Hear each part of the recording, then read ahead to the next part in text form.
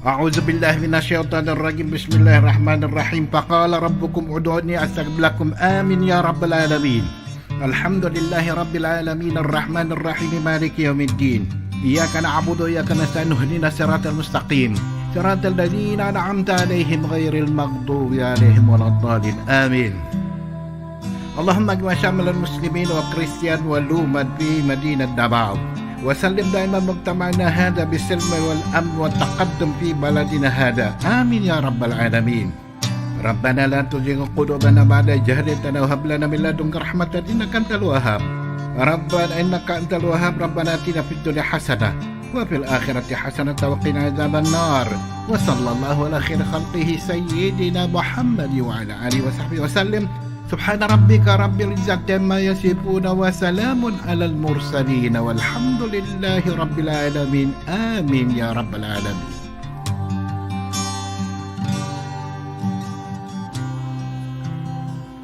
In the name of the Father, Son, and Holy Spirit. Amen. Our most gracious Heavenly Father, we come to you today to praise and worship you and give you thanks for all the things you continue to provide for ourselves and our families. Father, we humbly ask for forgiveness for all the times we have offended you, when we forget to acknowledge your presence in the image of our brothers and sisters, and for moments we fail to be good stewards of the blessings you have given us. Continue to guide and protect each one of us, Lord, that we may always walk in the lights of your everlasting love and mercy. Grant us, Father, with your comfort in times of distress and with your strength in times of weakness. Bestow upon us your unending grace and healing, that we may in turn become instruments of gentleness and compassion to others. We ask all this in the name of your Son, our Lord Jesus Christ, with the prayer and the intercession of our Blessed Mother. Amen.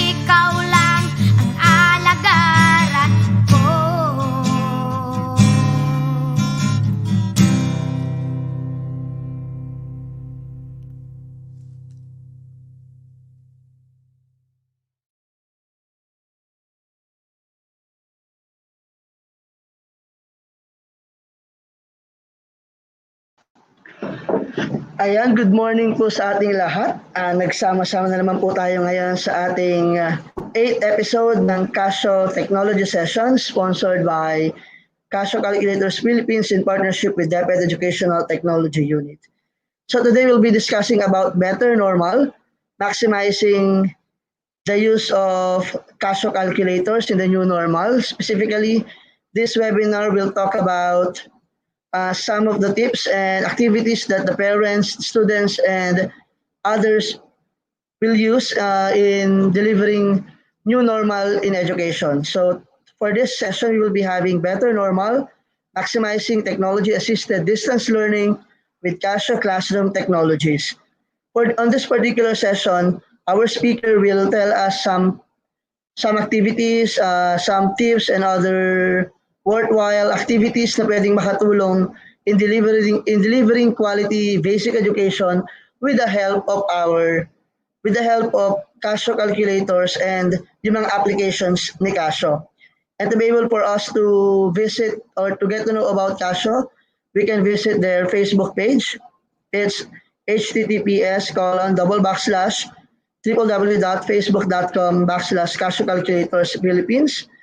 And for other things,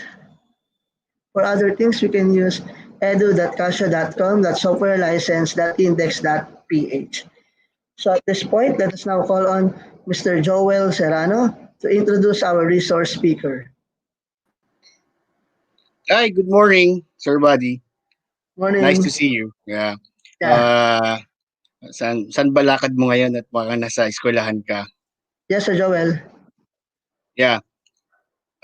Okay. Yeah. So to all our participants this morning, it is my honor to introduce our next speaker. Basically, he is an MTop writer, a teacher 3 in Rizal High School who teaches STEM and Hume's math courses. He obtained his Master's of Education in Mathematics at the National Teachers College as a Metrobank MTOP scholar. Currently, he is pursuing a Doctor of Philosophy in Education major in Educational Management at PWU. Soon to be a doctor, sabi nga nila.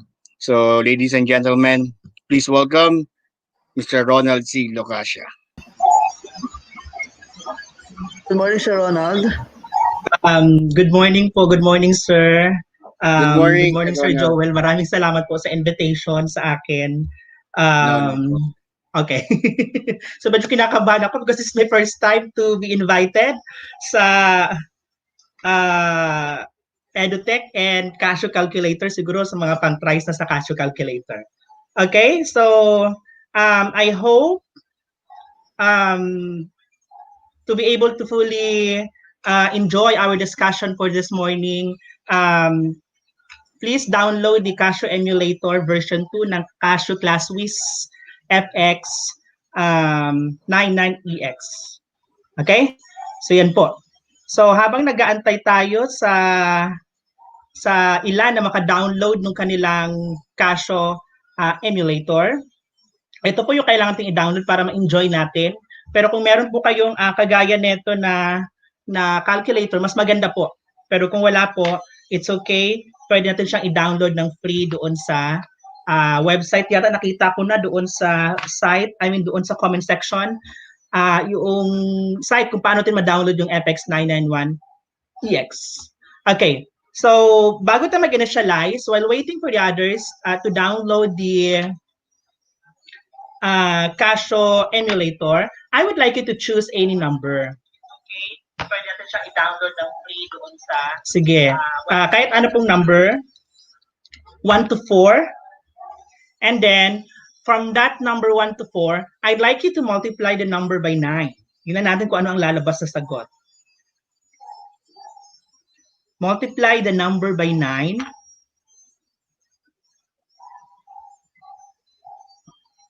After multiplying it by 9, add a digit if it's a 2-digit number. But if the digit that you were able to obtain in number 2 is only a single digit or 1-digit number, retain it as a 1-digit number. Medyo delayed yung aking sa Facebook Live. Okay? For number 4, subtract by 5. Again ha, i-add mo yung 2-digit number kung yari ang nakuha mo ay 18. So 1 plus 8, that will be 9. Pero kung 1 digit yan siya, you retain it as a 1-digit number. And then subtract by 5. And then after that, I would like you to, whatever the result, the difference in number 4, after subtracting by 5, identify the equivalent letter in the alphabet. So kung yan ay 2, so that's letter B. Kung yan ay 3, that is letter C. Kung yan naman ay 4, that is letter D. So identify the equivalent letter in the alphabet. Ma'am Dulce, sa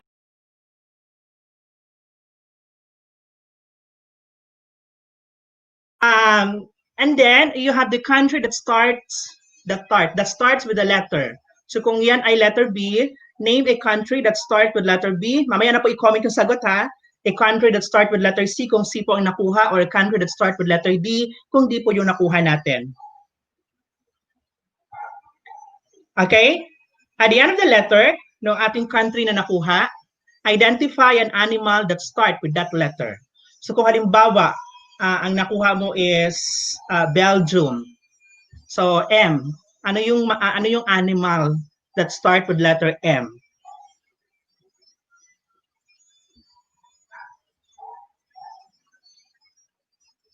Okay, and lastly, look at the end of the letter. Identify a color that start with that letter. Identify the color that start with that letter.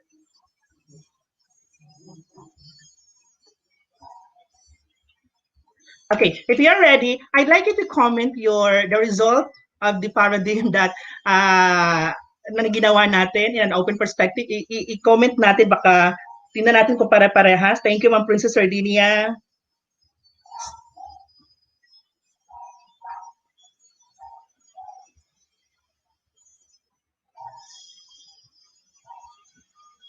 Ano po ang nakuha nyo na?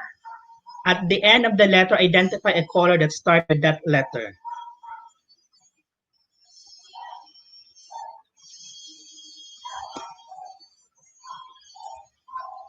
Indigo from Ma'am Janeline Formentos. Indigo. Okay.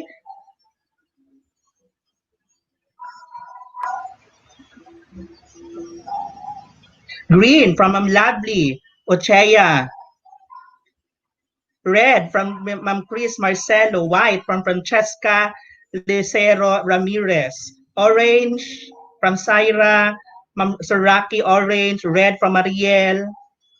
Okay? So I think kung babalikan natin, usually lahat ng letter na i-add natin ay laging 4 ang makukuha natin. Okay? So ano po yung 4? That's letter D.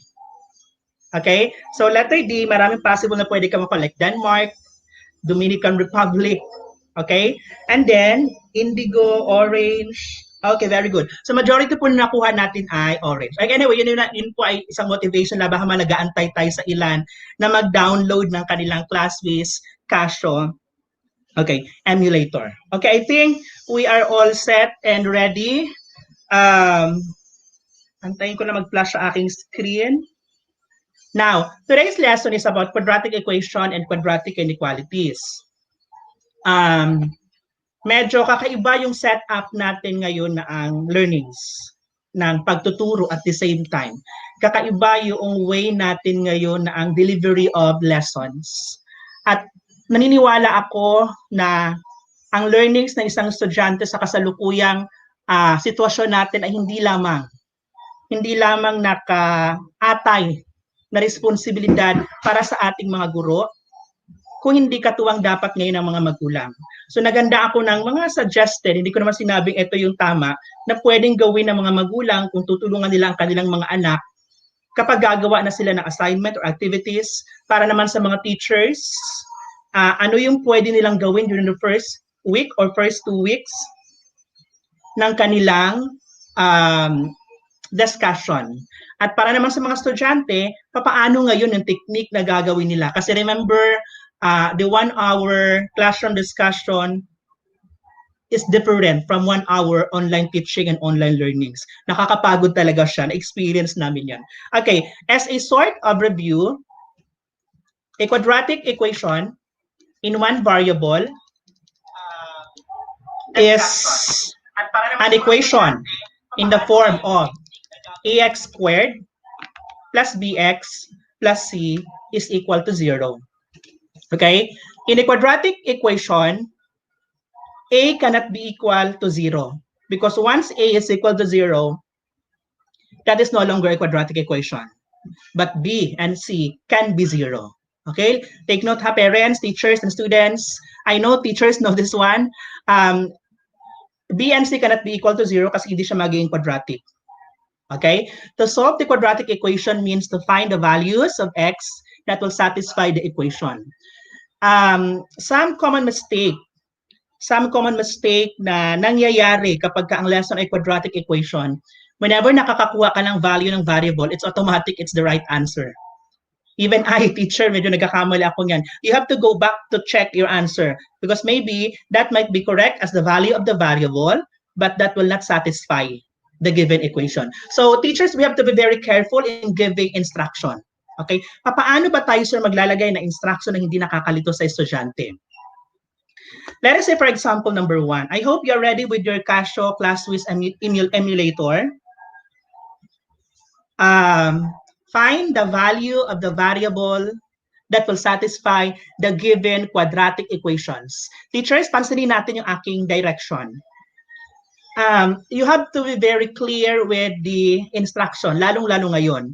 Lalo't ang mga magulang, tutulungan nila ang mga anak at hindi nila masyadong naiintindihan ang direction. Minsan kasi pag tinatamad tayo, we have solve for x. Find the value of x. Okay? So pag find the value of x, kahit pala yung value ng x na extraneous siya, pwede kasi find the value of x lang naman.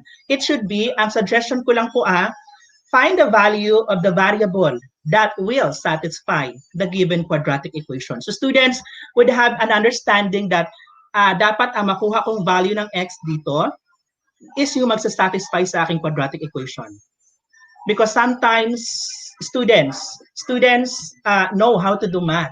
They just don't understand what is being asked in the problem. Kapag ang sasabihin mo lang ay find the value of x and solve for x. Okay? So, let's use our Casio emulator. Una, nakalagay dyan sa step, use menu.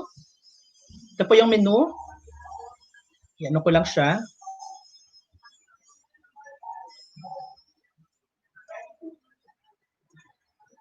Okay. Use menu. Okay. Mamaya po iaakit ko to. Okay. Una po, press natin yung menu. Tapos, punta po tayo sa equation and function. Ang equation and function pa ay nasa A. And then, press equal sign. Okay? You'll be asked by the Casio emulator as simul equation and polynomial. Anong ibig sabihin ng simul equation? Simul equation will be used in the systems of linear equation. Try natin pindutin. In 2 unknowns, 3 variables, or 4 variables. So, kaya isolve the Casio emulator yung hanggang 4 variables or 4 unknown. Balik tayo. Nawala ako. Okay. The equation will be here sa ating A. Press equal sign. And then polynomial function. And then the Casio will ask you, select 2 to 4. That degree of the polynomial pertains to the highest exponent. Since we are dealing here with quadratic, basically, the degree is 2. Kapag cubic yan, you press 3. At kapag in the 4th degree, you press 4. So, kayang isolve ni Casio emulator hanggang 4th degree. So, solve for. Press natin yung 2. And then you have to identify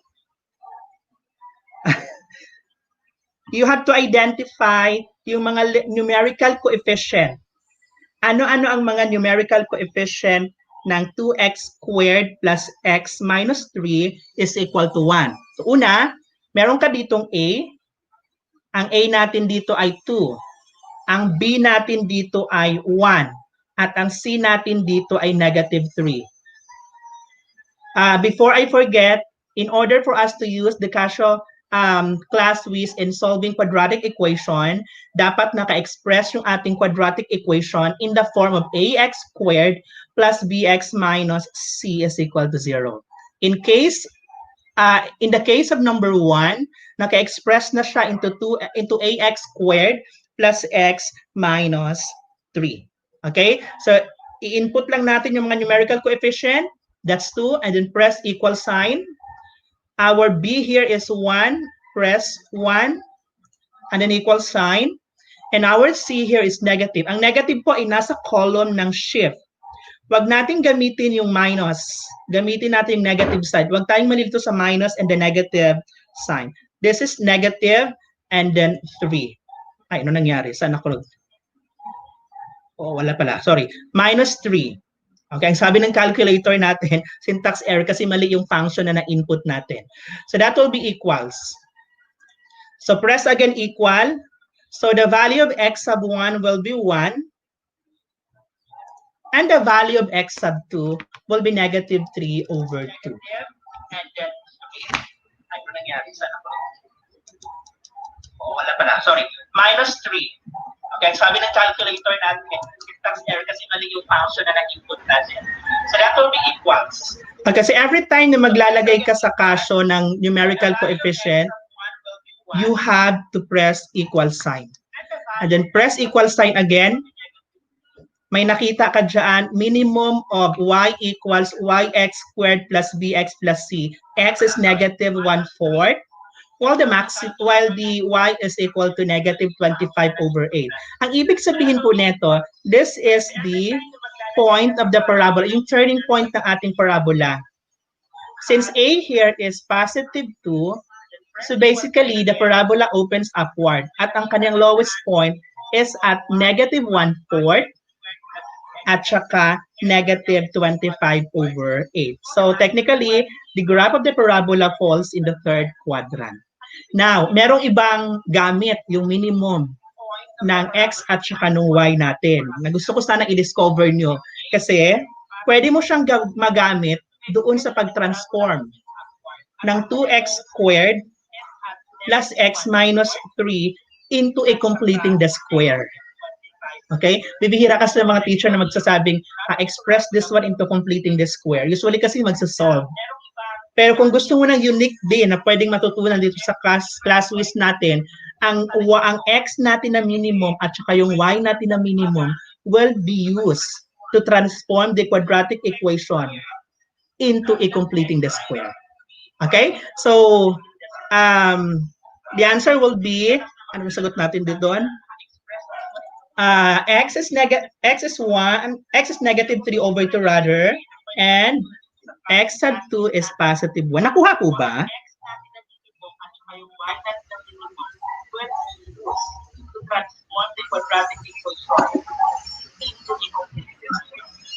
Okay, so the answer will be x is negative 3 over 2 rather, and x sub 2 is positive 1. Nakuha po ba? Okay, let us continue. For number 2, we have negative 10x plus 5x squared is equal to negative 3. Yung ating given is not expressed in the form of ax squared plus bx plus c. So all we have to do is to express. Kapag na-express natin ito into ax squared plus bx plus c, technically we'll be using addition property of equality. So ito, mag-a-add tayo both side by positive 3. So nandito na ngayon sa positive 3. Identifying the value of the numerical coefficient, our a. Same pa din, balik tayo doon sa equation, press menu, and then equation, you go to the polynomial. The degree is still in the second degree because we are dealing here with quadratic equation. Sir Ronald, excuse me. Yes, sir. Sir, medyo nag-feedback. Baka may naka-open ka muna cellphone. Ay, ayan sir, wala na. Oh, sorry, Ayan, okay sir. na po. Salamat, Okay. Sir Ronald. Nagpi-feedback pa siya na. Kasi inisip ko delayed pala yung aking delayed yung aking doon sa Facebook Live. Okay. So, our A here is 5. So, you have to input. Same pa din po ha. Go to the menu. Ito po yung menu and then hanapin natin si equation and function and then press equal sign. You will be asked with simul equation or polynomial but press polynomial kasi our lesson is quadratic equation. It's in the second degree so you select 2. Hindi po 3, hindi po 4 kasi ang highest degree natin dito ay 2. Press 2 and then ang next na step is to input the numerical coefficient. Our A is 5. Our B is -10. And our C is positive na po siya. Kasi magiging 0 yung ating right-hand equation. Okay, press equal. So we'll be dealing here with a x sub 1 will be 5 plus square root of 10 over 5. And our x sub 2 will be 5 minus square root of 10 over 5. Tapos nun, makukuha din ni Casio Emulator yung coordinates ng parabola. Coordinates, not coordinates of the parabola, coordinates ng ating lowest point ng parabola. Kasi ito pa ay opens upward, kaya nasa lowest point siya at 1, -2. Yun po yung 1 at saka yung -2. Okay, I hope nasusundan. So that will be 5 plus minus square root of 10 over plus minus square root of 10 over 5. Okay. I want you to try solving number 3 using the Casio ClassWiz emulator. Tingnan natin kung sino ang makakakuha ng sagot. And then you try to type your answer dito sa ating chat box.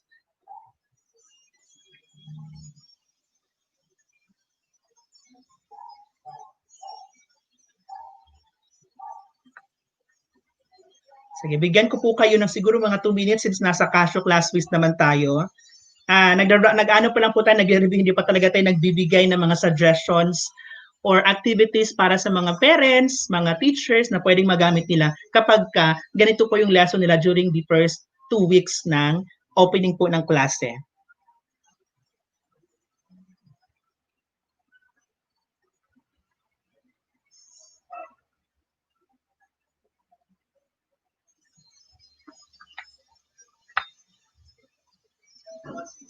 Or activities para sa mga parents, mga teachers na pwedeng magamit nila kapag ganito po yung lesson nila during the first opening po ng klase.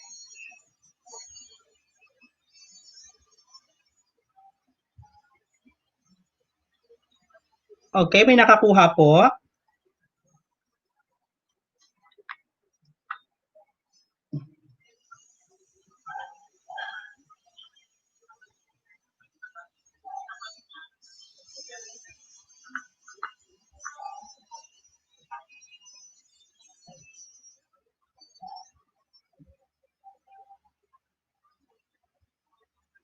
Okay, may nakakuha po.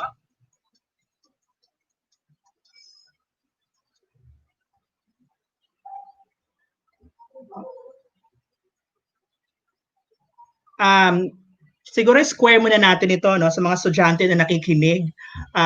You have 2x square muna, yung 2x plus 8 using FOIL method. Square the first term, ito po yung 2x. And then twice the product of the first and the second. And then square the second term. And then combining similar term with 64 and 27.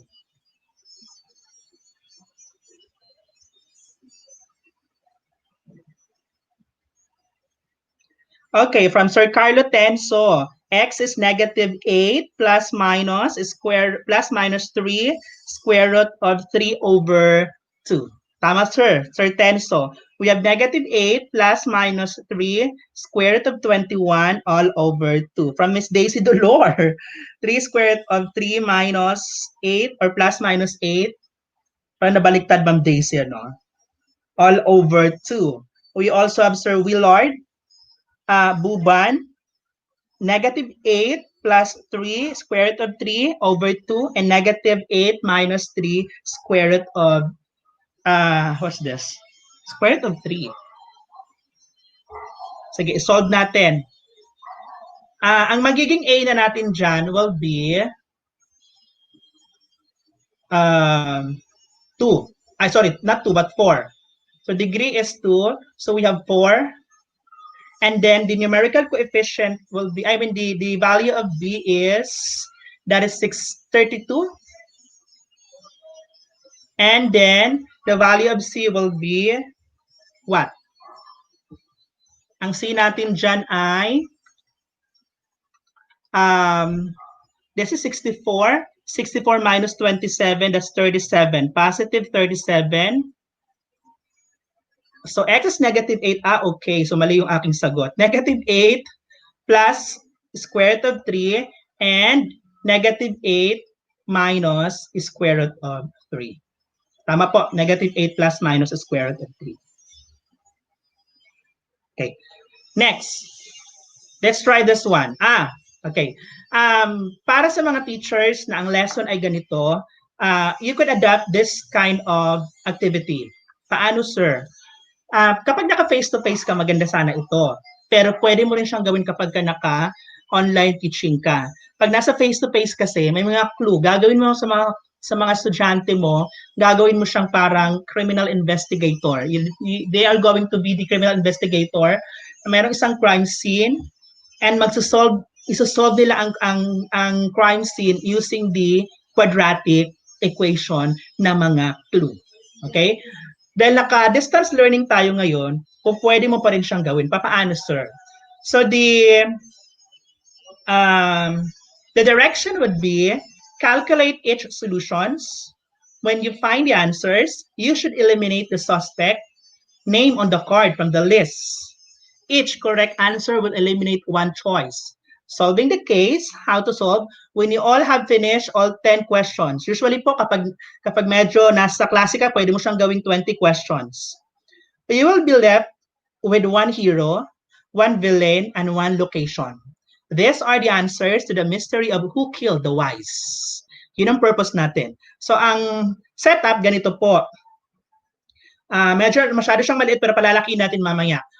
Find the roots that satisfy the given quadratic equations, then use your solution to eliminate the suspects and solve the mystery.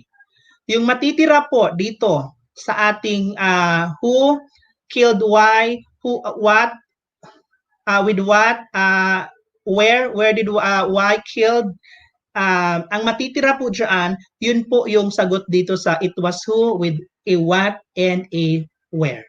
Okay? So, try nating sagutan. Yung number 1, 2, 3, para po dito yan. Pero kapag ka nasa ano ka, para lang makita natin kasi maliit ang slide, pag nasa online teaching ka na po, pwede mo siyang ibigay ng sabay para talaga ang estudyante mag-iisip talaga siya kung nasaan, kung sino ang matitira doon sa tao na binigay ni teacher. So Mr. Jones, Mr. Brown, Miss Davis, and Mrs. Chen. Sige po, let us try. Who killed why? Using number 1, 2, 3, sino ang matitira dyan?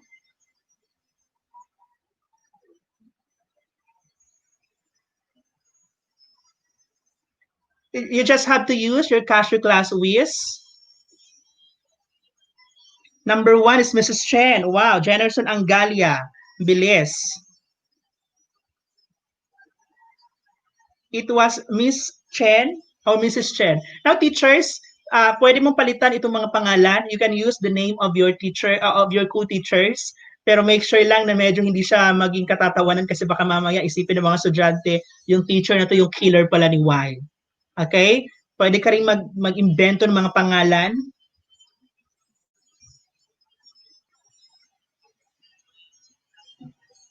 Okay, may nakasagot na isa. We have Mr. Jennerson Angalia. Ang sagot niya, it was Mrs. Chen who killed the wise. Mrs. Chen from Bon Josh, Pagaran.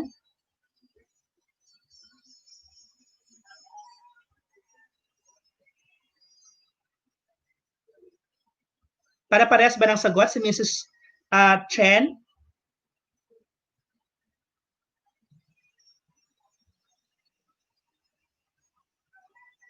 Yung sagot po dito sa 1, 2, 3, makikita niyo po yung kanyang roots dito sa choices. Yung matitira, yun po yung sagot sa it was who. Mrs. Chen, Ma'am Daisy Dolor, Carlo Tenso, Sir Carlo Tenso, Ma'am Lings. Okay, I think Ma'am Daisy is Mr. Brown. I think majority, the answer is Mrs. Chen. Let's see mamaya doon sa dulo. Now, what about this one? With what? Ano ang gamit ng killer? This is for number 4, 5, and 6. 4, 5, and 6. Number 2 is Mr. Brown. Ang bilis. Mr. Brown, we have Jennerson Angalia. Ma'am Joy Mebugay, number 1, we have Mrs. Chen. Ma'am Agnes, Eleazar, Mrs. Chen also, Ma'am Janice and Allison.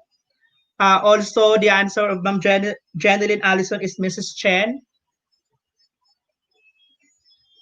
Ma'am Jenna, Santiago, Andres, Mr. Brown. So, iba-iba ang sagot natin. Tingnan natin sa dulo. Okay. We have Ma'am Agnes Eleazar with a vase.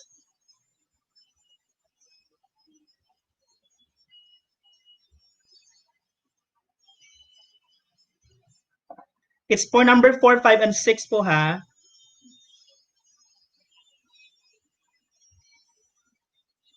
Okay, let's have the last part. The last part will be where? Dining room, kitchen, bedroom, or balcony?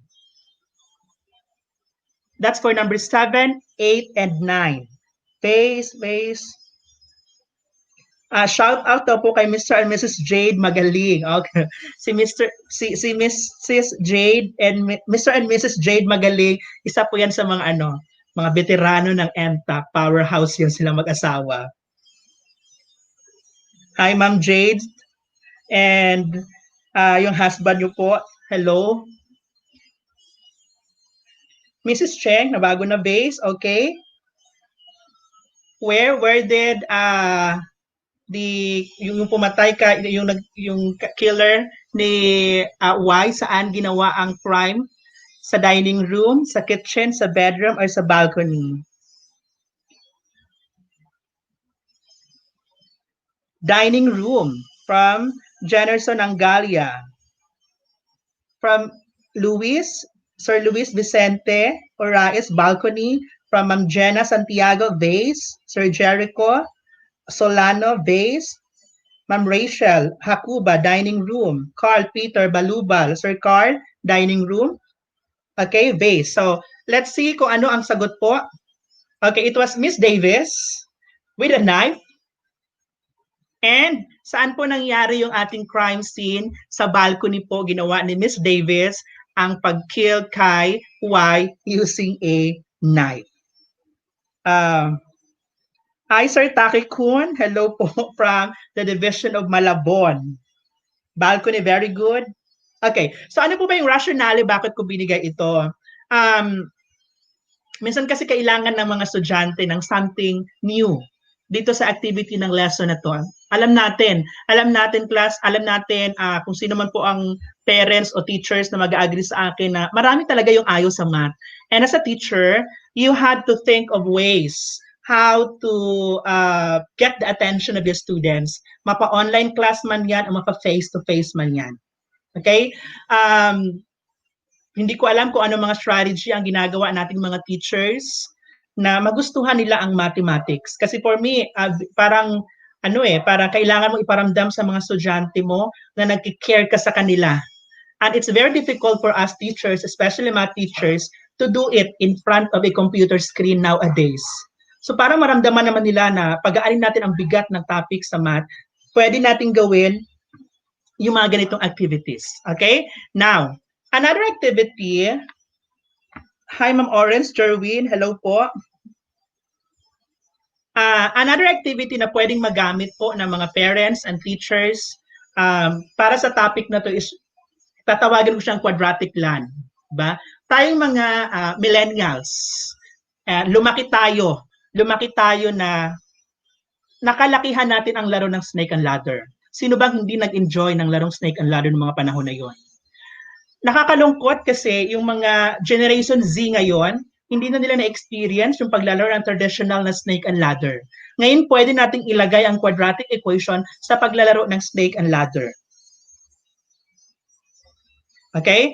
Sa paglaro ng Snake and Ladder, pwede kang mag 7 players. May color naman siya eh. Paano ba siya gagawin? Although hindi natin to siya gagawin ha, i-explain ko lang paano mo siya gagawin. Okay? Mag-start ka dito. Alam naman natin ang lesson ng quadratic equation. Merong siyang quadratic formula. I mean, how to solve the roots of quadratic equation. Pwedeng quadratic formula. Pwedeng factoring. Pwedeng completing the square. Pwedeng square root property. You can also solve the roots using graphing. Okay? So, 7 players. Magda-dice ka lang po dyan. Roll mo lang yung die and move the respective number of space. The color you land correspond to the quadratic card. And then you have to solve. Kapag ka nag-land ka dito sa purple, kailangan mo siyang isolve using quadratic formula. Kapag nag-land ka naman sa green, kailangan mo siyang isolve using factoring. Kapag nag-land ka naman sa red, pwede mo siyang isolve using completing the square. Kapag nag-land ka naman dito sa sky blue, pwede mo siyang i-solve using square root property. Pwedeng graphing kapag ka-purple. At kapag naka-yellow or blue, it's an open technique. It's an open method. You can do whatever you want kung anong method man. Okay. Paano, sir, kapag ka may mga quadratic naman na hindi siya ma-solve using factoring? Okay? Dinisign ko po yun. Ito po yung itsura niyan. Ito yung itsura niyan. Actually, 7 players po yan, pero 2 lang po. Ha? Kapag i-roll mo yung die, magpipick kung nasaan ka ngayon na kung saan nag-stop yung player. Kung nag-stop siya ng blue, dito siya kukuha ng tanong, random. Pag red, eto po. Ngayon, paano kapag hindi niya nasagot yung tanong, babalik siya doon sa pinanggalingan. Kapag nasagot naman niya ang tanong, mag-retain siya doon kung saan siya nag-land. Okay? Kapag nabunot na po niya yan, ganito ang lalabas. Although maliit lang po siya, baka masunog ang crispy patas. Okay, although maliit lang po siya, pero at least kahit paano nagkakaroon po tayo ng idea. Hindi ko na alam kung paano ko i-share ito sa mga teachers. Maybe I can ask the ClassWiz paano ko i-share sa kanila itoong quadratic land po, quadratic land na game. Paano po siya naging maganda, sir? Anong pinagkaiba niyan? Gaya ng binanggit ko kanina, ang mga parents ngayon ay kaagapay ng mga teachers sa learning ng mga estudyante. So maaaring pwede mo silang gawing banding nila ito time na natututo sila at the same time nagagabayan ng magulang, nag-e-enjoy pa rin sila at napapa-experience natin sa mga bata yung larong nakagisna natin which is yung snake and ladder.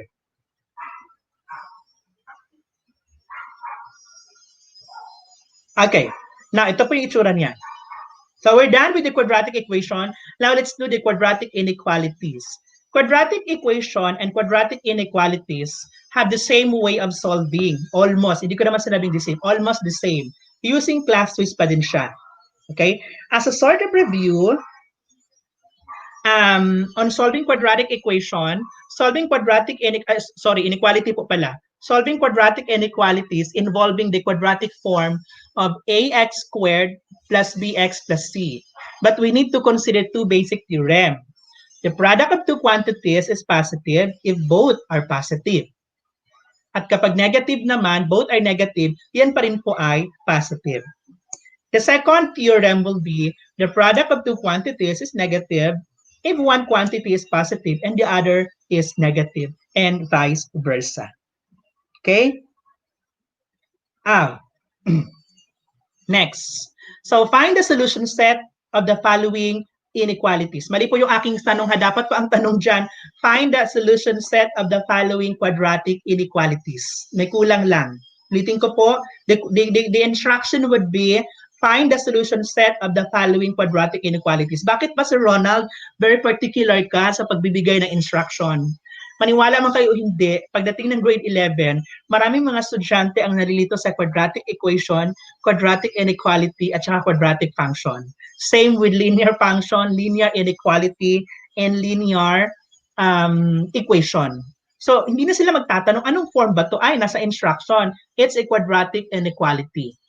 Nasasanay sila, alam nila ang pagkakaiba na kung ano yung quadratic inequality sa quadratic equation. The process the same po. So 2x squared, punta ka lang doon sa menu again. And then, hindi ka na sa equation pupunta, pero pupunta ka na sa inequality. Sa inequality, press mo lang siya equal. You have to express again the quadratic inequality in the form of ax squared plus bx plus c pa din. So ang degree natin ay nasa quadratic pa rin, so you press 2. Okay? Now, tignan natin yung quadratic inequality sign or the inequality sign itself. Meron tayong 1 greater than 0, number 2 less than 0, number 3 greater than or equal to 0, and number 4 less than or equal to 0. Ano po ba ang ating magiging form ng inequality? So basically, ang pipindutin ko ay ang number 4 kasi kaparehas siya na less than or equal to 0. So press ko lang yung number 4. Okay? And then, i-transform natin ito siya into ax squared plus bx plus c less than or equal to 0. So magiging negative x ito and negative 3. And then input the numerical coefficient a, b, and c. Our a here is 2. Our b here is negative 1 and our c is negative 3. So you just input 2 equals and the negative 1 equals again and the negative 3 equals again. And then press equal. That will be the solution set of the quadratic inequality. That the solution set would be x is greater than or equal to negative 1 but less than or equal to 3 over 2. Okay, teachers? Wow, like ko po yan. Nice reward to learners if you win. You will receive 1 box of chocolate. Thank you, ma'am. Dr. Nina Atienza Culia. Okay? Careful tayo, teachers. Ganito ang mangyayari. Maraming mga estudyante ang hindi marunong magbasa ng inequality. Hindi ko sabihin hindi marunong magbasa ha. Hindi sila marunong, nalilito sila. Siguro the right term is nalilito. Nalilito sila paano po ito basahin. Okay? Pag binasa ito, may mga estudyante tayong nakikinig ngayon. Students, start ka dito sa middle. The middle will be x.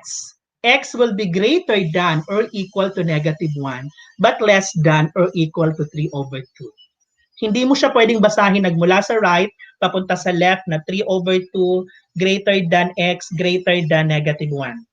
Okay? So, as much as possible, hindi ko naman sinabi na in just one click of your hand, yung mathematical terms na gagamitin natin ay agad-agad natin itong maitatransfer sa mga estudyante. But little by little, alam ko magagawa natin yon. Kasi once na ang ating ginagamit sa math ay colloquial terms, na-adapt din siya ng estudyante natin, nagiging colloquial din siya. It's nice din naman na maintindihan o marunong din na gumamit ng mga mathematical terms ng mga estudyante natin. Okay, kahit hindi natin sila nakikita. Okay, next. Let's try number 2. Okay, we have x squared plus 5x plus 6 is greater than or equal to 0.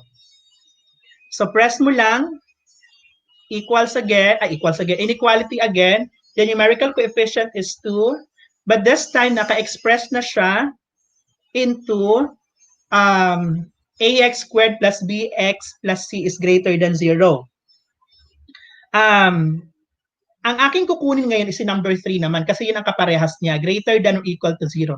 So i-press ko lang si 3, okay? Meron siya kaninang mga natira yan, pwede mo siyang idiretso naman. So our A here is 1, our B here is 5, and our C here is 6. And then press equal. So we have now the solution set of the quadratic inequality is x is less than or equal to negative 3 at saka x is greater than or equal to negative 2. Okay? Dahil gumagamit tayo ng calculator, mahirap natin siyang i-visualize sa estudyante bakit ganyan ang solution, maiging ipaintindi natin paano nagiging ganyan. Okay? Kasi baka nakuha nila ang sagot, pero minsan nalilito sila, ano nga ba ang ibig sabihin nito? Ang ibig sabihin niyan, opposite po yung kanyang solution set. Okay. Hi, Ma'am Jel Duenas. Good morning. Okay, next. So we have here x is less than or equal to -3, but greater than, or sorry, but not but. X is greater than or equal to -2. Okay, number 3. Can you try, sige, for those students or teachers and parents who were able to download the Casio ClassWiz Emulator, 2x squared plus 17x, or not, 2x squared rather is greater than 17x plus 9. Sige po, i-try po, ano po ang sagot?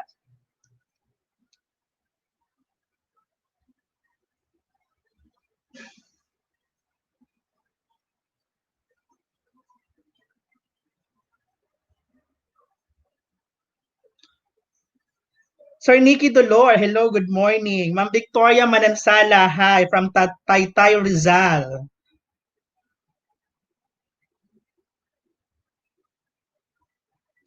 Sige, you have to type your answer. Kaya ba i-type sa ano? Sa chat, sa live, yung sagot? Sir Carlo Tenso, very good. Ang bilis si Sir Carlo.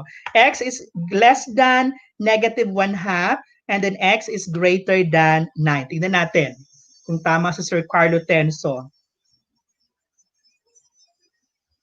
Sir Carlo Tenso from Arellano University.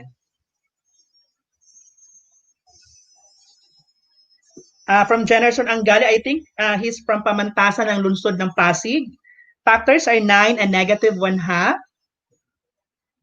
So medyo diverse yung ating audience ngayon. Meron tayong mga college students, may mga teachers tayo from the private school, meron tayong mga estudyante from the junior high school. We also have teachers coming from, kanina may nakita ko Bohol, from the Division of General Santos City, from Muntinlupa, from the Schools Division Office of Manila, from Mabalacat City College, from District of, from Banisil National High School. Okay? I think pare-pares ang sagot, ano? X is less than -1/2. From Amponsetsia, X is greater than 1/2. Mark Luis. Okay. I think we have the same answer. X is less than -1/2, but X is greater than 9. Okay? Careful din tayo sa paglalagay ng greater kasi pag nabaligtad na natin yan, nalilito din yung mga estudyante natin. Okay? Next. Let's try this one. Number 4. Alam, nakita ko pala yung sagot. Sorry. Sige, let's try number 5. Namali, number 5 na. From the Division of Bukidnon, Ma'am Princess Belly Jen.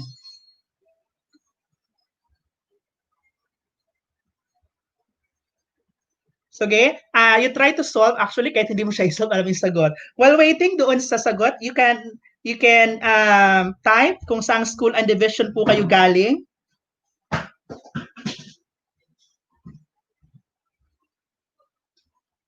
Yeah, that's correct, Ma'am Denise.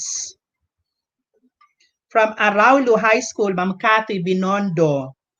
From the Talon National High School in Cavite, Sheila Lianes. Free answers here.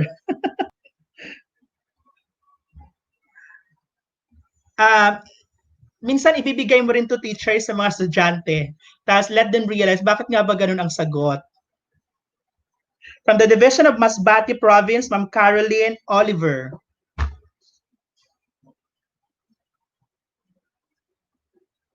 From San Pablo City, from the Division of Iloilo.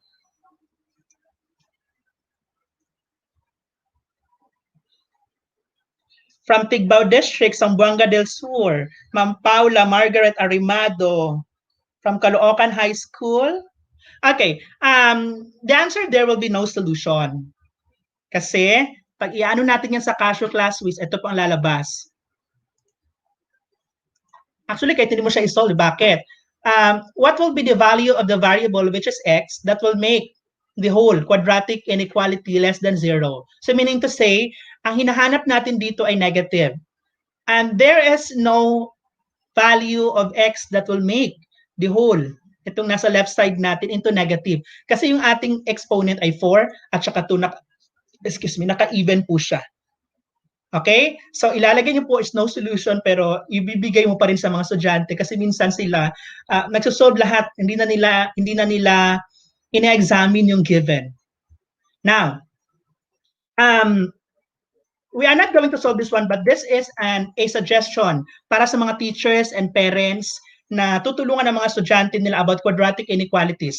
Match each inequalities to its solution set.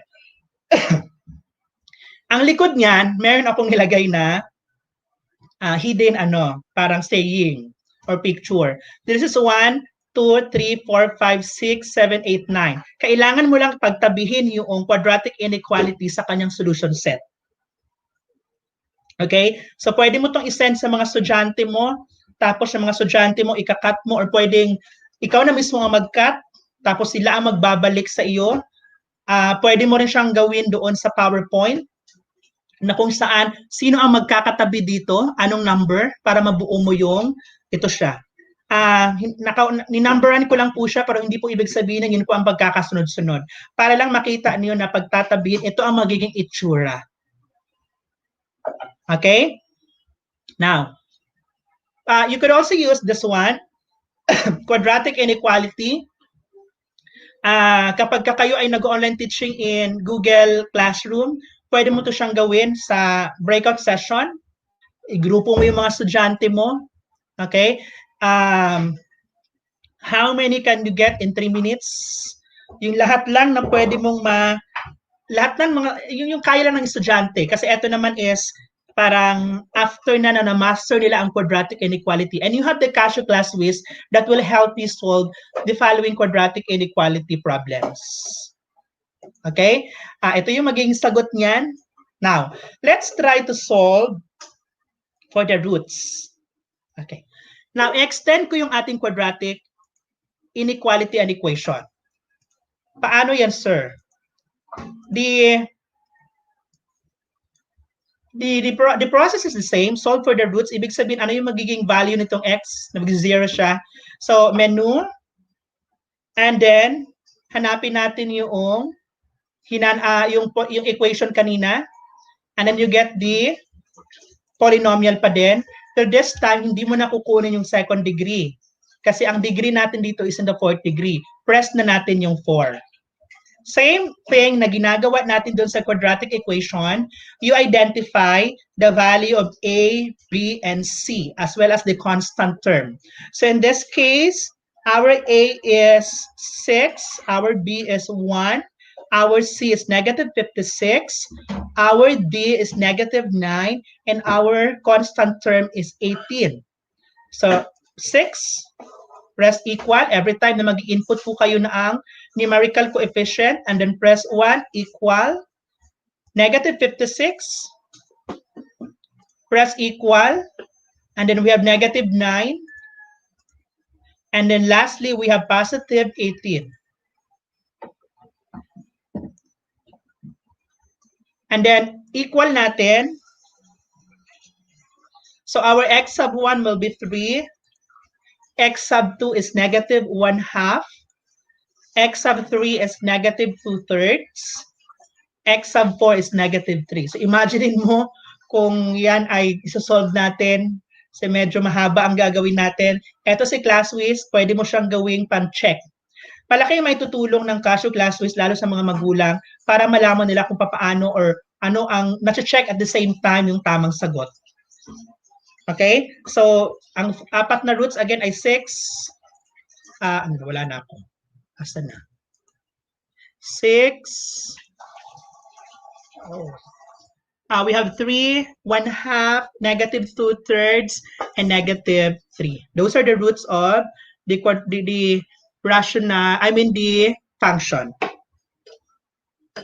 From San Jose Elementary School, Masbate Division, Ma'am J.M. Madrilejos. Now, what about if you have now the sequences and series? You can do this one sa bahay. Siguro sa mga teachers, pwede magbigay ka ng instruction. The materials needed are toothpick and table. Kapag ka ang figure, ito ang figure 1 natin ha, itong naka-black na triangle. Ang black na triangle dito ay 1. Ilan ang number of toothpick na ginamit para makabuo ka ng triangle? 3. Kapag dalawa naman yung ating, yung figure natin, dalawang triangle, yung pangalawang triangle natin yung naka-blue. So we have 3, 4, and 5. Tapos kapag katatlo, ito naman, so 1, 2, 3, 4, 5, 6. Hanggang makita mo yung pattern. Dear teachers, it is very important that students will be able to see the pattern. Because at the end of the day, mathematics is the study of pattern and relationship. So as much as possible, dapat laging start tayo sa paghahanap ng pattern para makuha ng estudyante. Now what if, ganito na, naka-pattern na siya, 3, 5, 7, 9, 11. Papaano ngayon kukunin ko na yung 150? Okay, si ClassWiz, kaya nang isolve. Papaano, sir? Pupunta ka lang, actually dito kailangan ko lang dito ng dalawa. Yung 1 and 2 lang, ang figure 1 and 2 lang kailangan ko, masosolve ko na yung the rest. Papaano, sir? Punta ka lang ng menu, and then hanapin natin sa statistics. Hanapin sa statistics, and then press equal. Pag na-press natin yung equal, we have one variable, y equals a plus bx. Pero dahil naka-linear ito, 1, 3, 2, 5, 3, 7, kukunin natin yung y is equal to a plus bx. That will be number 2. So meron ka ngayon 2 tables, x and y. Yung figure 1, yan yung ilalagay mo. Press 1 equal, and then press 2 equal. Yung x po yun ha, yung figure 1 at saka yung figure 2. Gamitin natin yung cursor ng ating ClassWiz. Arrow pala. So kapag ang figure niya ay 1, 3 ang number of toothpicks. Kapag 2 naman, 7. Kahit yan lang ang gagawin ko, pwede na siya. Kaya na siyang isolve yung 150th kung ilan ang number of toothpicks. Paano? Press mo lang yung option, and then you will select type, editor to variable calculation and regression. So dito nagka-calculate tayo using the statistics mode. Baba mo lang, gamitin mo to. Hanapin nyo po yung statistics calc. Yun ang kailangan natin. Statistics calc, yun ang kailangan natin. Hanapin mo yung, pindutin mo si 1. Okay? Now, the problem asks us to find the number of toothpicks kapag ang figure ay nasa 150. Yun ang ilalagay mo, 150. Kapag naka 150 ka na, balikan mo si option. Pagkabalik ka na kay option, hanapin mo na si regression. Kanina, ang hinanap natin ay si statistics calc, ngayon naman ay si regression. Press 4. At ang lalabas sa calculator mo ay A, R, Y hat, B, and X hat. Ito po yung parang may arrow sa taas, that is Y hat and X hat. Ang kailangan lang natin is the Y hat. Y hat will be 5. Pag pinrest mo yan, yung 150th figure, meron siyang number of toothpicks na 599. Okay? Papaano, Sir Ronald, kapag hahanapin ko yung end term, kaya kayang isolve ni ClassWiz? The answer po is yes. Balik ka lang sa huwag mo siyang i-escape ha. From Antipolo City, Jose Servito. Hello ma'am. Hello sir. Balikan mo lang ditong option, and then regression calculation, number 3. Medyo mahaba pero mamaya babalik-balikan natin, makakabisado niyo po yan. Number 3. Nakalagay dyan, A is equal to B plus X. Ang A natin ay negative 1, ang B natin ang 4, ang R natin is 1. Ang value po ng B na meron kay Casio, that will be the one to be multiplied kay N. At yung A natin yung ating ipa-plus or ima-minus. Kaya in finding the end term dito sa ating figure, pag hinahanap natin ang end term ng ating sequence and series, ang sagot dito will be 4n minus 1. Okay? That's 4n minus 1. You can verify kung 4n minus 1 nga siya. Na-verify ko ba dito? Okay. Na, hindi ko pala hindi ko inano. Click tayo dito ha. Okay. Na-verify natin na ito ay 4n minus 1 using this statistics calculation. Okay? Try natin si 190. Same pa rin ang gagamitin natin. Sige, try natin. 190, balik ka lang po kay statistics, that's 6. Pwede mong i-press number 6. And then, y equals a plus bx ang kukunin natin. So you will be left with the table for x and y. The same pa rin ang kukunin natin. Kung gusto mo nang i-input lahat yan, walang problema. But Casio ClassWiz can solve kahit yung two terms, yung first two terms lang. So ang figure 1 natin, ang figure 2, and then our y will be 3. Number of toothpicks for figure 1. Wait lang, may mali. Nadoble ako. Okay. And then for the figure 2, we have 5 number of toothpicks. Ano ang next na step? Pindutin mo si option. Hanapin natin ngayon si statistics calc. Ito po, i-arrow mo lang. Ito yung statistics calc. From Alaminos, Pangasinan. Hi, Ma'am Elizabeth. Okay. And then, ang hinahanap natin ay pang 190th figure. Tapos balik ka sa option. Hanapin mo na ngayon si regression. Laging option ha, regression. Press 4. And then, yung ating y hat. Y hat natin will be 5. And then press equal. Ang sagot natin ay 381. Okay? Nakuha po natin. Balikan mo ngayon sa option para makuha mo yung end term. Paano, sir, yung regression calculation? You just press 3. So, yan na po yan. Ay, bakit nagbago? 2n plus 1. Ano yung kanina?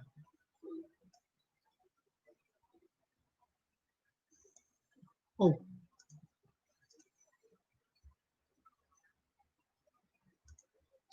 Nasusundan ako from sino to? Sana all ganyan ang calcu. Okay, let us try the next example. We have exploring sequence pa din. Same with dun sa activity number 1. 1, kapag ka figure 1, ito po 1, 2, 3, 4. Number of toothpicks, 4. Kapag ka figure 2, 1, 2, 3, 4, 1, 2, 3. So we have 7. So balik tayo. Ang gawin natin, paano kapag ka naka 400 figures, naka 400 figure ka na, go back to statistics. And then mula kay statistics, titan ko lang. Pindutin natin si y equals a plus bx, which is number 2. And then i-input lang natin yung 2 and 1. So 2 and 1 or 1 and 2. And then for the value of y, you can have 4 and 7. Nakakahabol. Thank you. Buti nakakahabol. Sir, yung na-type mo kanina is y as y instead. Okay. Kaya pala iba yung kanyang lumabas. Thank you, Ma'am Joy Mibugay. Kaya pala iba yung kanyang naging result ng end term. From Kidapawan City Division, Ma'am Alin. From Manapla National High School. Thank you po ha. And then, press natin yung option. Go with statistics calculation. Ang kinakompute po natin itong pang 400 figures. Solve for the 400. And then mula dito, wag po kayo magpe-press ng equal. Balik with the option. And then go with the regression. Then the y hat. Y hat is 5. And then press equal. And you would have 1,201. Okay? For the teachers, it's for the exploratory sequences. Pwede nyo po siyang lagyan ng mga enabling questions. Pwede mong ipa-discover sa bata ito. But at least the Casio ClassWiz, na-check niya even without the teachers kung tama ba yung number of toothpicks given the following figures. So the n term will be 1 plus 3n. I-verify nga natin kung 1 plus 3n nga yan. Paano nga ang gagawin natin? We have option, mula dito sa sagot natin, i-verify po natin kung 1 plus 3n ha. We have option, and then compute the regression calculation. So, ang B po natin is 3, yun yung minumultiply natin sa N, at yung A po natin, yun po yung ina-add natin. Kaya ang ating magiging form ng N term dito ay 3N plus 1, which is parehas lang naman dito, 3N plus 1. Okay. So we have the next one. Find the sixth term of the sequence, or the sixth term rather of a sequence is 19. And the seventh term is 26. What is the 100th term? Can you try solve using your Casio ClassWiz? And then let's see kung ilan ang nakakuha ng tamang sagot.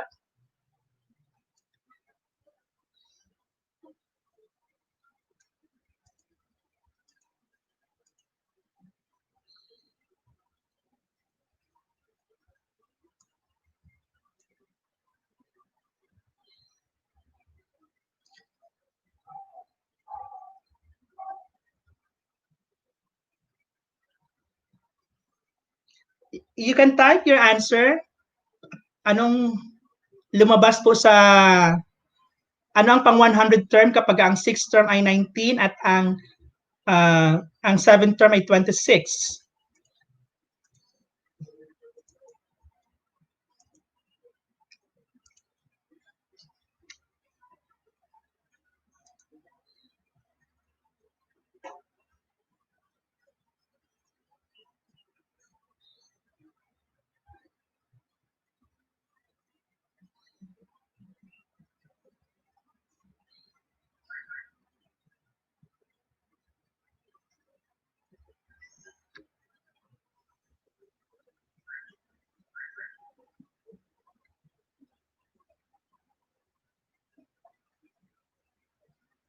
$677 from Daisy Dolor, from Miss Olivia Mainit, 677, okay. Sir Carl, Peter, 677. Okay, I think the lahat ang sagot ay 677. So that's 6 and then 7. Ito po siya. The Y will be 19 and 26. 19 and 26. And then you have to press option. And then hanapin natin sa statistics calculation. And then you press the 100 term. Option again. Find the regression. The Y hat. And then press equal. Ay, saan ako nagkamali? Bakit naging 100 negative? Ulit. Namali ako nang ilagay. 6 and 7 pala. And then 19 and 26. Inulit ko lang po ha kasi nag-negative yung sagot ko.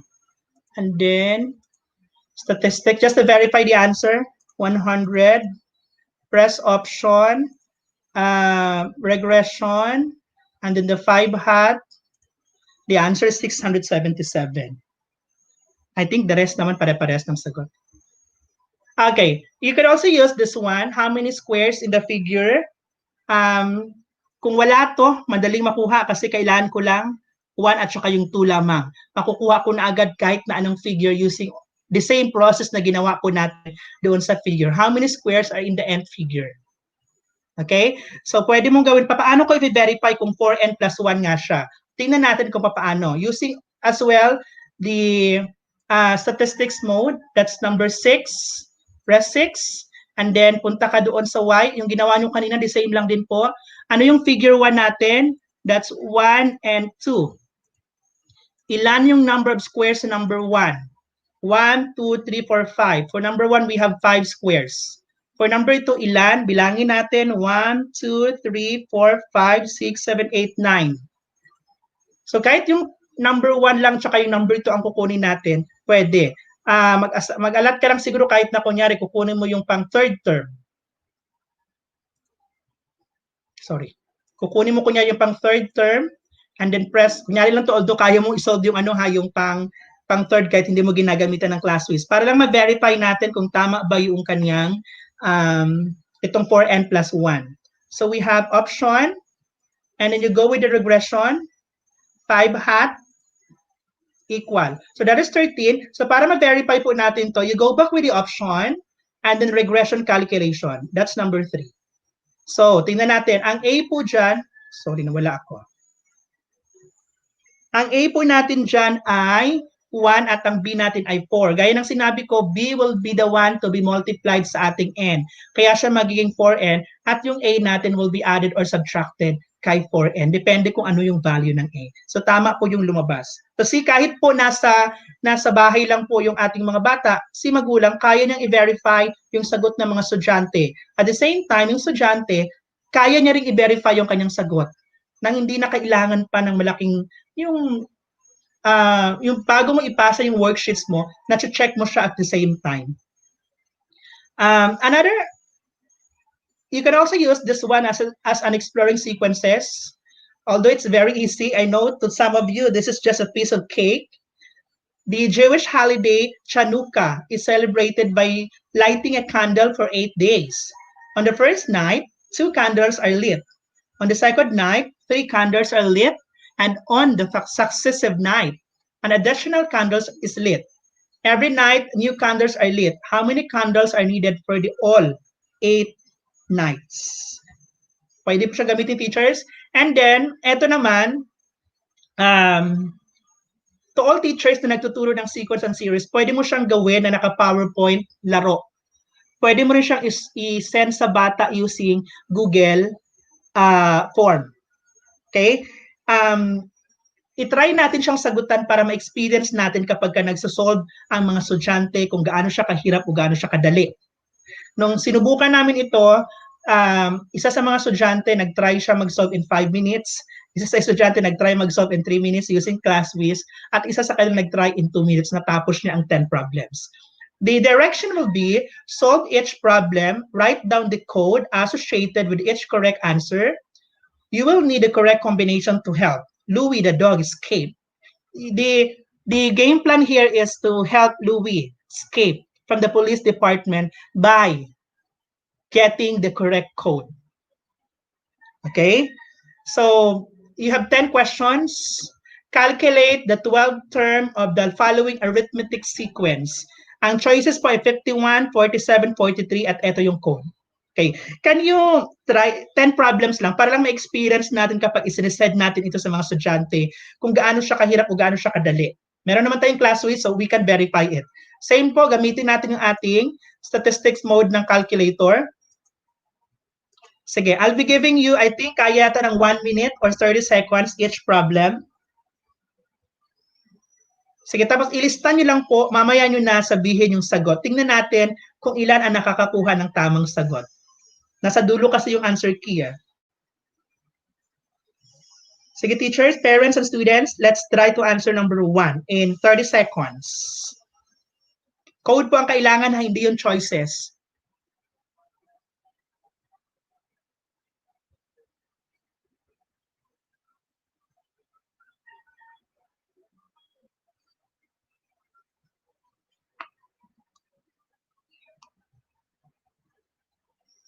Sige, teachers, parents, and students, let's try to answer number 1 in 30 seconds. Code po ang kailangan, hindi yung choices.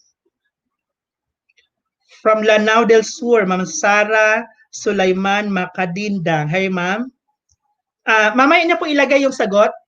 Ipunin niyo muna. Sige, ipunin niyo. Let's try number 2. Number 2, calculate the 12th term of the following arithmetic sequence. The 12th term. Ano pang pare-parehas na sagot? Ipunin niyo po yung code kasi hanggang 10 yan. Mamaya niyo po ilagay yung sagot. Let's try number 2. Number 2, calculate the 12th term of the following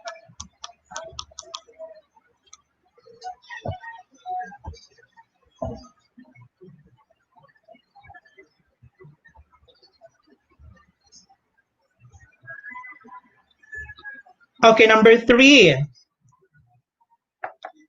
The 16th term of the following arithmetic sequence, -10, -5, 0, and 5.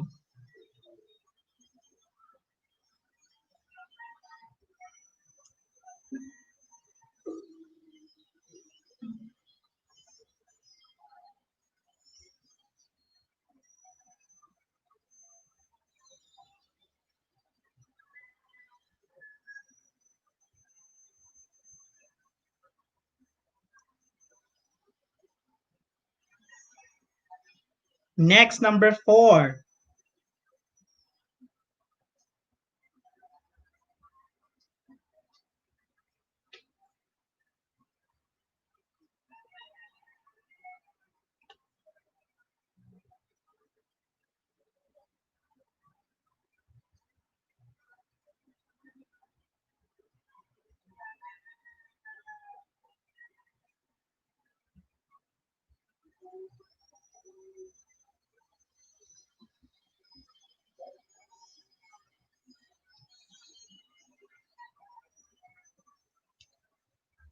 Hindi ko na siya pinadaan sa sa mga online games kasi baka nag-try kasi kami sa online teaching using the online games.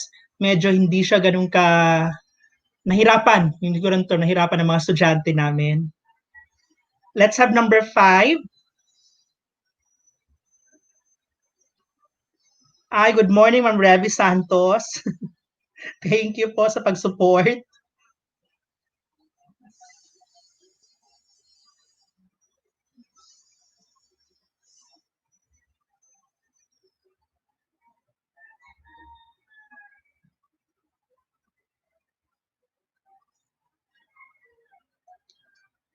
Ma'am Victoria Walang Sala. Hi, ma'am. From Pateros, I think. Pateros National High School. Okay, number 6. Last 4 problems.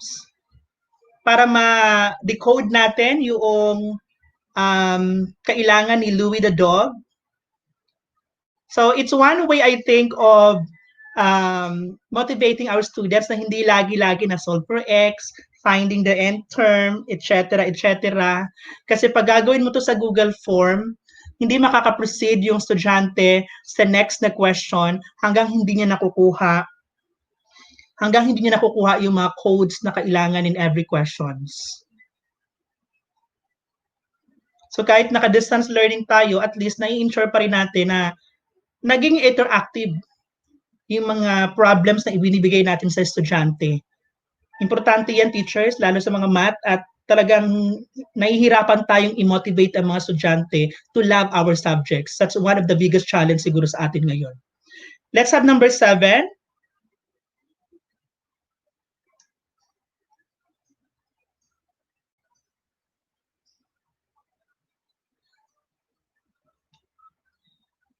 Ma'am Kylie Bernas, hello, good morning. Tuon sa mga teachers naman na ang kanilang kinikater na estudyante, you can do this activity sa mga breakout session, naka-by group siya.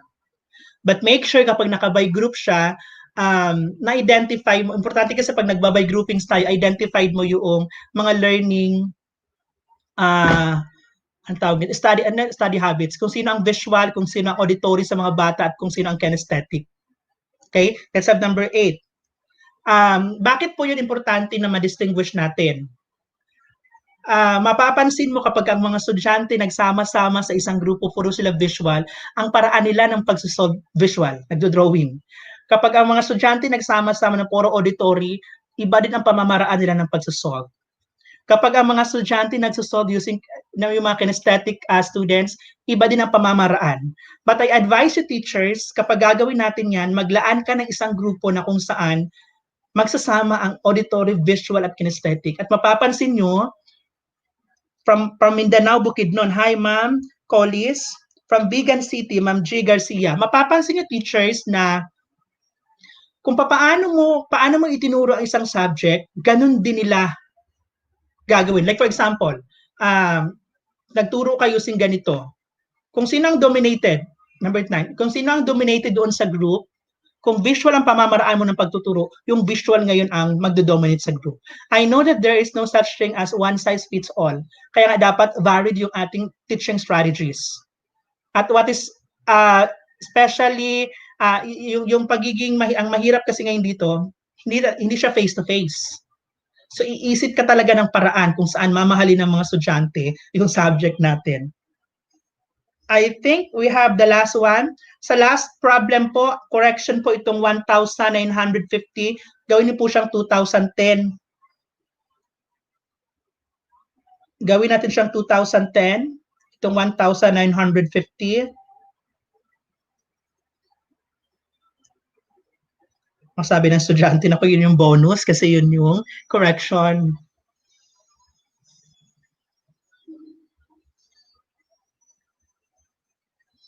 From Mamiro of San Pascual National High School from the province of Batangas.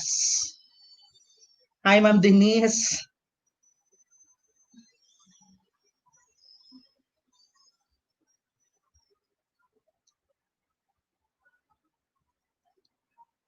Okay. Can you type ano yung code po na nakuha natin?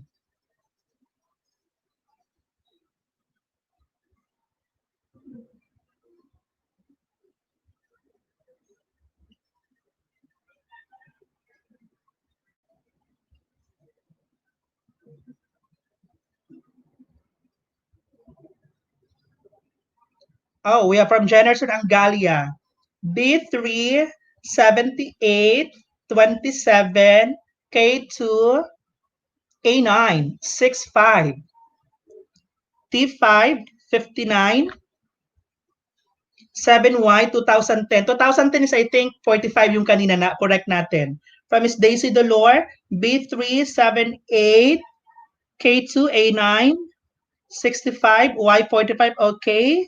I think the same with Sir Bon, Ma'am Syra, Sir Mark Luis Gonzalez. Yeah, Bay 10, Ma'am Daisy Dolor. Okay, this will be the code. So see, kahit na kapag ginawa natin ito sa Google Form, teachers, mas maganda siya. Hindi ko lang siya magawa dito, but at least you have the idea kung paano siya gagawin yung activity na ito. Okay, so arithmetic, now Louie is free because of the code from the arithmetic, from the sequence that we've solved earlier. Sir Carl Peter, that is also correct. Hi, Ma'am Cory from South Cotabato. Ma'am Bay Ann Lope, that is also correct, ma'am. Now, isasingit ko lang ito since may mga participants tayo from the grade 7. Let us try to find the prime factorization. Kapag itong 12,150,000, medyo mabigat. Okay? Isa ito sa mga bago kong natutunan sa ClassWiz. Paano, sir? Balik ka lang sa menu. Pag pinrest mo yung menu, press mo lang yung 1. Balik ka doon sa original mo na calculation. And then, you press 12,150,000. Ilang zero ba yan? Okay. And then, press equal. Ang prime factorization nito, pwede mo siyang gamitin pang check. Will be, press mo lang yung shift.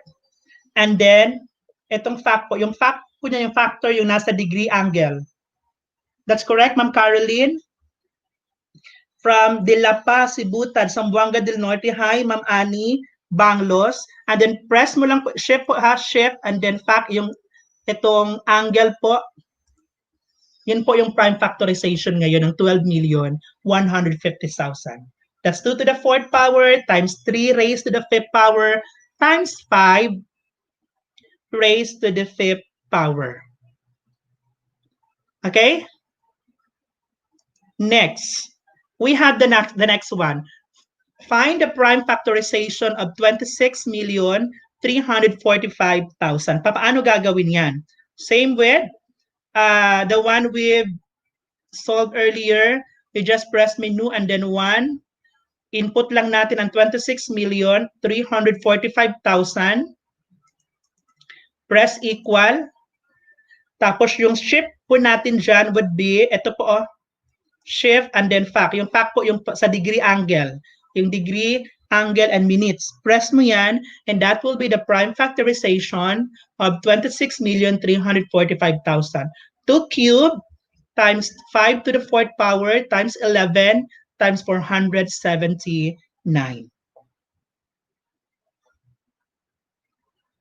Okay? Now, we will be using the prime factorization para makuha naman yung paboritong-paborito. Ay, hindi pa pala. Yung hindi nawawala sa mga tanong na divisor. So, find all the prime factors. Yung prime factors po niyan, ano po kaya yan? 219. Sige.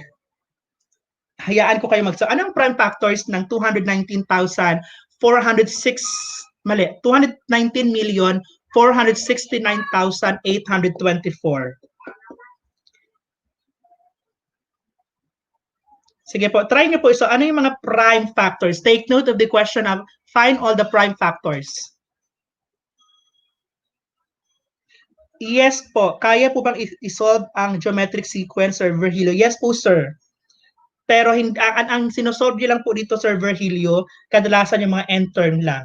Kapag ang A sub 1 ang nawawala, I'm not really sure, sir.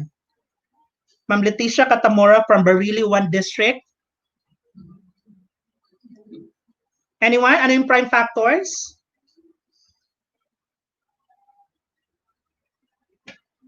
2, 3, and 7 from Miro. From SDO Manila, Ma'am Raquel Sinubio. Okay, that is correct, Ma'am Miro. 219,469,824. I-press mo lang yung equal and then shift yung fact niya. Ang hinahanap natin ay yung prime lang. So 3, 7, and 2. That is correct po, Ma'am Miro. Okay. Next. Ito yung paboritong question sa mga contest, ano? Dito nawawala lalo sa grade 7. Yes, that's correct. Prime factors, Sir Joel, Sir Bon. How many divisors does 43,909 have? So, ang divisors po na hinahanap natin dyan ay positive. So, press mo lang yung 43,904. Press mo yung equal and then shift fact. Yung divisor po na hinahanap natin dyan, hahanapin mo lang yung kanyang exponent.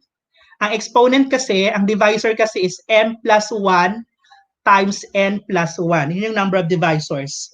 From Schools Division Office of Laguna, good morning, Ma'am Nanet. In this case, yata kita, sorry. Ulitin ko po, ha? Nakalimutan ko i-ano siya. 43,904, press equal and then shift factor. In this case po, ulitin ko, yung ating divisor will be m plus 1 times n plus 1. Ang m natin dito ay 7, ang n natin dito ay 3. 7 plus 1, that's 8.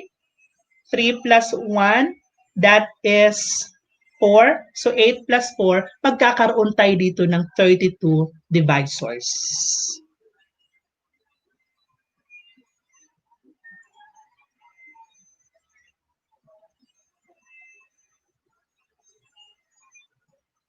Okay, let us have this one. How many divisors does 219,000 or 219,469,824? So the same process, you have 219,469. Yeah, divisors 12, 64. 32. 32 lang po, Ma'am Daisy.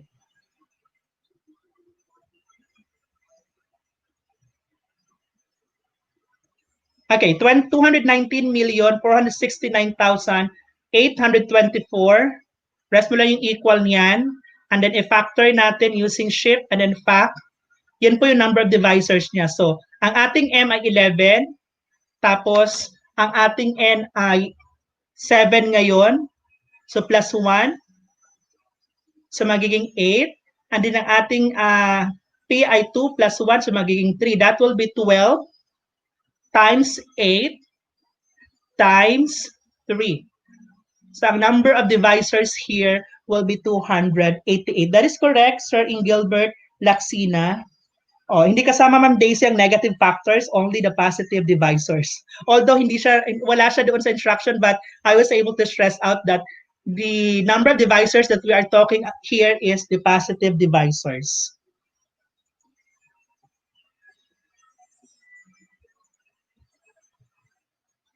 Okay, super thank you po to the Empower, to the teachers, to the parents na nanonood, to the students coming from the different schools.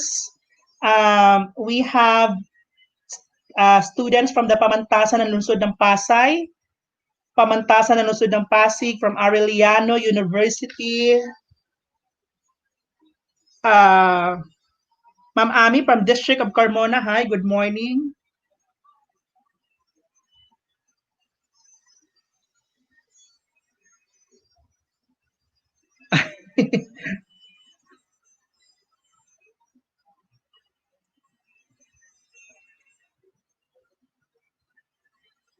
I hope po you've learned something new from my presentation, although madadali lang siya, but the purpose of this presentation is para makatulong siya doon sa mga parents at sa mga teachers, at the same time sa mga estudyante na haharap sa panibagong hamon ng buhay ngayong October 5, lalong-lalo na ang mga nasa public school. Maaaring bago sa atin ang pamamaraan ng pagtuturo at pamamaraan ng pagkatuto, pero hindi ibig sabihin titigil po tayo. Okay? Shout out ako sa aking kaklase, si Mary Hazel Sanar from the Pasay City South High School. Hi, ma'am. Isa yan sa pinakamadaldal sa pamantasan ng lungsod ng Pasay.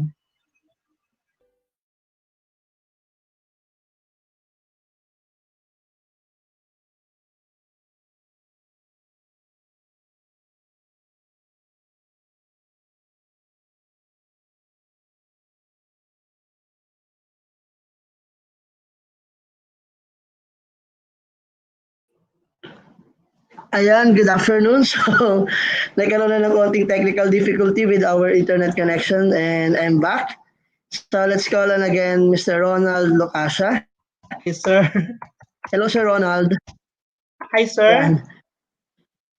Ayan, medyo nagka-problem lang tayo. Sorry, I would like to apologize for that. And actually, isa yun sa iniisip ko kanina, kinabahan yung signal. Yeah. Let's call on our educational unit head, Casio Education Unit Head, Sir Joel Serrano. Ay! Hello, Sir Joel. Hello, Sir Buddy. Kala ko napunta tayo ng Dubai. May tayo ng plano.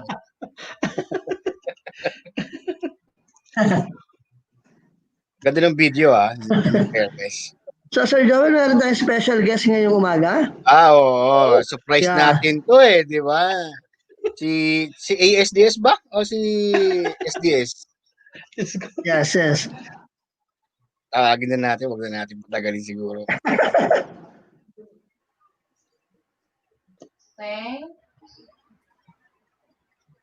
Yes po. Okay, let us now welcome our guest commentator this afternoon. This morning, Education Program Supervisor in Mathematics at SDO Mandaluyong.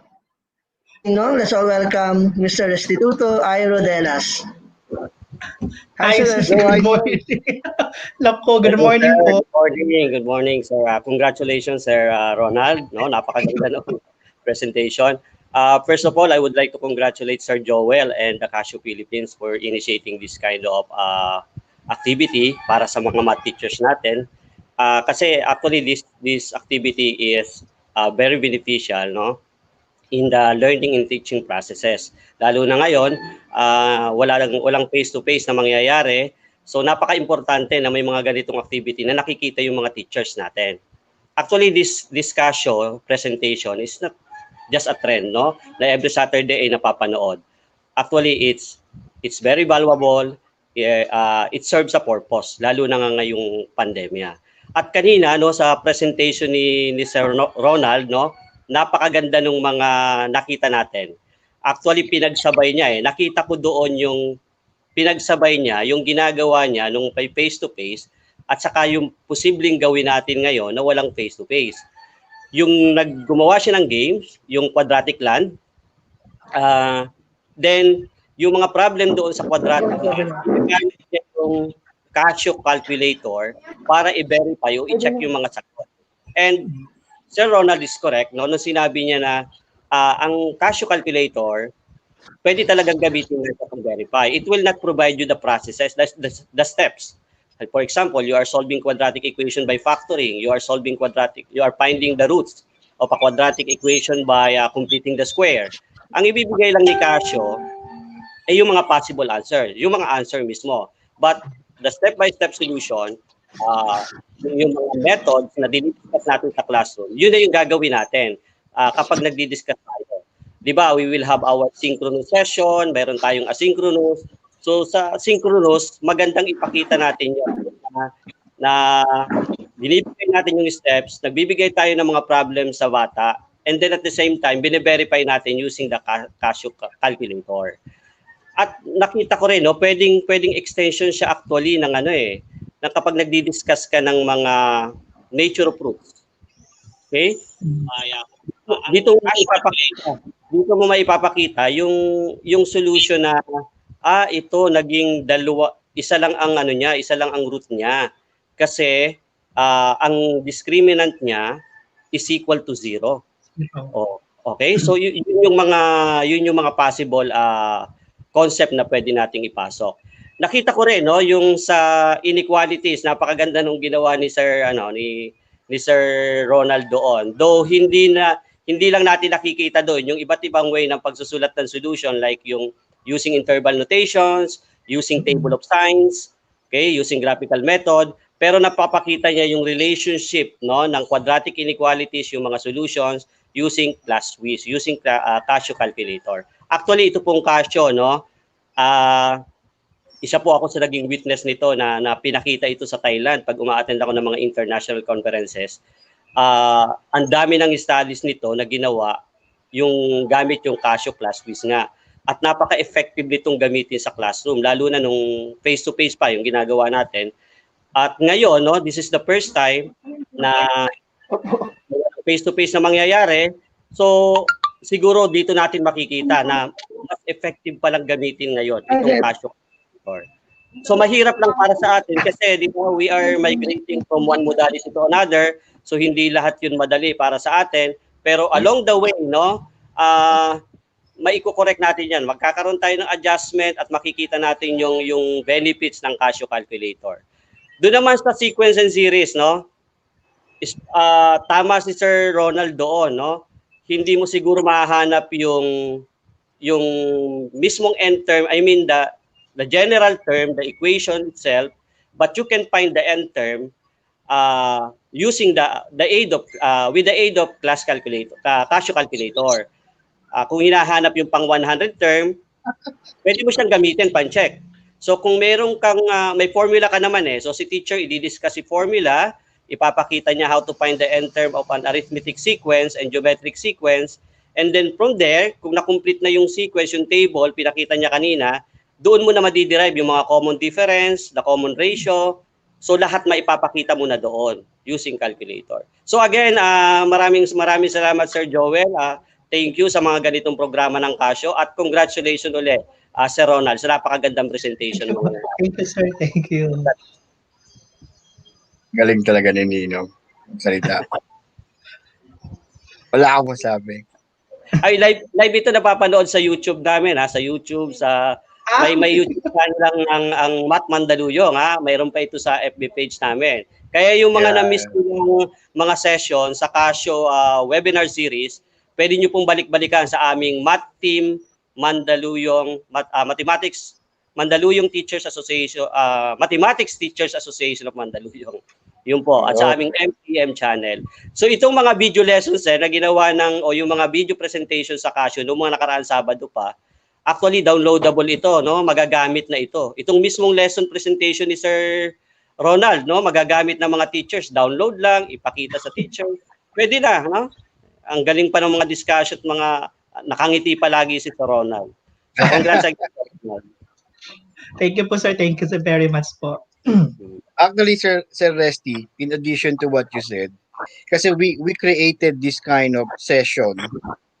This is by request ng mga nagpa-participate noong mga series, no? They said, baka pwede nyo kaming bigyan ng parang mga examples na pwede namin gamitin sa aming mga sa mga future classes, especially for the first 2 weeks ng online modalities nga. So actually this was crafted by Sir Ronald and si Sir Tony ng aming senior technical teacher. So meeting of the minds kami. Ito na yung na-produce namin. And hopefully by in the next 2 weeks, meron pang ganitong situation na may ganito pang session ulit. So abangan po ng mga participants natin. And thank you Sir Resty for sharing sa mga pages may mga maraming salamat. Yes, so malaking tulong sa mga teachers natin actually. Laging nila yun, pinapanood nila eh. And from Casio, of course, we appreciate that kind of support. Naman. Yes, sir. Lagi naman nakasuporta ang DepEd Mandaluyong, no? Thank you. Sir Ronald, ano masasabi mo? Kasi the instruction was to provide activities sa mga teachers na magagamit nila bago yung first 2 weeks. So, lahat ng idea ko isinulat ko sa scratch paper. Sabi ko, kagabi ko lang na-finalize ko anong mababa ang gagawin ko. So, hindi kasi, sabi ko kay Sir Joel, pwede ba ako mag-Kahoot? But, nag-dry run ako ng Kahoot using online teaching sa Google. Medyo nagkagulo kami ng estudyante, lalo yung mga walang laptop, cellphone ang gamit. So, tinanggal ko sa aking choice si Kahoot. Nag-come up na lang ako ng mga idea, iniisip ko na lang, yung papel na gagampanan ng mga magulang, nakaagapay ang mga teacher para sa learning ng estudyante. Dahil sa October 5, sabi nga sasagupa tayo sa isang panibagong digmaan na ngayon lang natin mararanasan. Pero there's no turning back. October 5, ito na yung oras para maipakita natin na yung paghahanda sa loob ng 6 na buwan na ginawa ng DepEd Central and other division office, maipakita natin sa October 5. Just imagine yung ating 100-year-old na educational system biglang na i-transform into 3 months na preparation lamang. Pero may mga lapses, pero alam ko magagawa ng paraan ito ng mga teachers. So sana kahit papaano natuto sila doon sa mga suggestion ko, papaano ibigay yung activities. Kasi hindi simple ang math. Marami sa mga estudyante talaga ayaw ng math. And that's a challenge to all the mathematics teachers. Na maging, ang mga estudyante ma-encourage natin na mahalin nila ang subject natin. Yes, sir. Sir Ronald, meron lang akong tanong, Apo. Doon sa present mo kanina, maganda sana, at kay Sir Joel na rin, itong Casio kasi natin, yung Casio calculator, maraming version to eh. Meron tayong mga graphing, tama Sir Joel? Yes, so, maganda rin siguro, magkaroon tayo ng session na maipapakita natin yung mga topics like shifting, transformation, ng mga quadratic functions, yung mga graph. Diba? Nakikita nila na, okay, shifted 5 units to the left, 2 units upward. Nakikita nila yung movement, nag-animate mismo. So, yung mga ganon, I think it's possible sa Casio kasi ang Casio talaga, upgraded naman ang mga version nito eh. Yeah, I think we can have. We have available apps na for graphing calculator. Ayan, yan ang maganda, may pakita lahat at talagang possible naman ito sa Casio. Yan ang maganda sa. Yes, sir. Sana isa sa mga taga DepEd Mandaluyong mo ang sumagot ng request mo at mag-demo. Sige, sir, marami na. Pwede naman, sabihin mo lang, madali lang naman tayo sa mga teachers. Para well represented na yung NCR sa Casio. Ang Mandaluyong naman, laging ready yan. Alam ni Buds yan, kasi si Buds, dating Mandaluyong yan eh.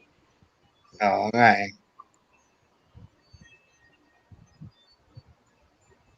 I want to take, sir, this opportunity na din wala na akong ma-chance kanina sa mga teachers na sinuportaan po yung topics from the Arellano University, students from the Pamantasan ng Lungsod ng Pasig, teachers from Pamantasan ng Lungsod ng Pasay, my family, Rizal High School, Senior High School and Junior High School, and all the teachers from the Luzon, Visayas, and Mindanao po. Thank you so much. Sabi ko nga natatakot ako baka mamaya hindi ko ma-meet yung expectation, pero sana kahit papaano po may nakuha po kayong something new. Doon po sa pinresent ko po kanina na magagamit natin na bago naman doon sa panibagong pamamaraan ng teaching and learning na gagawin po natin sa October 5.